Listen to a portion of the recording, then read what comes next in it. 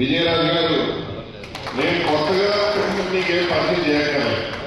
మన లోకల్ మనిషి మీ అందరికీ తెలుసు. పక్కా లోకల్ సొంతూరు కామరకోట అందరికీ లేకపోతే మటన్ అంటే ఈయనకి అన్ని గ్రామాలు ఎక్కడెక్కడ ఉన్నాయో తెలుసు. నేను తీసుకెళ్ళగలను. ఏ మండలం ఎక్కడుందో తెలుసు, ఎవరు ఏ మండలంలో ఉంటారో తెలుసు, ఈ గ్రామం ఏ మండలంలో ఉందో తెలుసు. ఇంకో నిజంగా చెప్పాలంటే నాకంటే ఎక్కువ తెలుసు అని నేను నమ్ముతున్నాను. సో తప్పకుండా ఈయన ఇక్కడ ఉండవలసిన వాడు. మీ అందరికీ తెలిసే ఉంటుంది. ఈయన మోషన్ గారు వియండి. ఇంకోటి కూడా తెలిసే ఉంటుంది. వీళ్ళ అబ్బాయి ఐపీఎస్ ఆఫీసర్. ఆ ఐపీఎస్ ఆఫీసర్ తమిళనాడులో మొన్న 4 రోజులు అయింది జాయిన్ అయ్యి.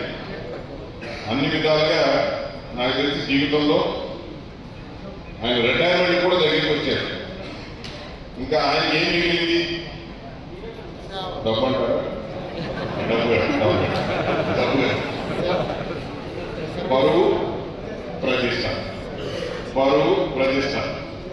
ఇప్పుడు ఏమన్నా తేడా చేస్తే మానేం చేయక్కర్లేదు. ఆ అబ్బాయి వస్తాడు కనుబడి ఐపీఎస్ ఆఫీసర్. అక్కడ తప్పకుండా ఇక్కడ ఉండవలసిన వాడు.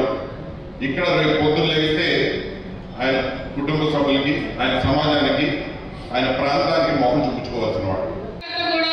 ఇంతకు ముందు కష్టపడిన దానికంటే అత్యధికంగా కష్టపడి ఎక్కువ భారీ మెజారిటీతో ఓట్లలో మనం చేసే పనులతో సమాధానం చెప్పాలి. మన వైఎస్ఆర్సీపీ జెండా చింతలపూడి నియోజకవర్గం కానుక ఇస్తారు అని చెప్పి మన గౌరవ ఎంపీ గారు కూడా అక్కడ మాట ఇచ్చేస్తున్నారు. ఎంపీ గారు ఎలా కలవాలి అని చెప్పి మనస్ఫూర్తిగా ఆశిస్తూ సెలవు తీసుకుంది. ఇప్పుడు మన ఎంపీ గారు ఎలక్షన్ జరుగుతుంది. ఆయన ప్రత్యక్ష రాజకీయాల్లో విరమించుకుంటున్నానని దానికి కారణం కూడా మీకు చాలా మందికి తెలుసు. నా కొడుక్కి కరెక్ట్గా 12 ఏళ్ళు. గత 7 ఏళ్ళు అడ్డం లేదు. ఇంకొక 5 ఏళ్ళు ఇక్కడ రోజు వస్తాడు. కాలేజీకి వెళ్ళిపోతే నన్ను ఏమని అడుగుతాడు, నువ్వేమని అడుగుతాడు కదా. పోనీ తీసుకొచ్చి చదివిద్దామంటే ఎక్కడ చదివి చెప్పండి,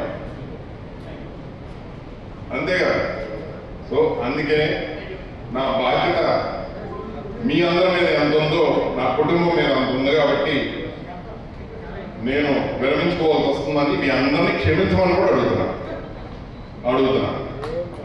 తప్పకుండా నా జీవితం అయితే వైఎస్ఆర్సీపీ పార్టీతో ముడిపడి ఉంది, చింతపూడి నియోజకవర్గంతో ముడిపడి ఉంది, ఏలూరు పార్లమెంట్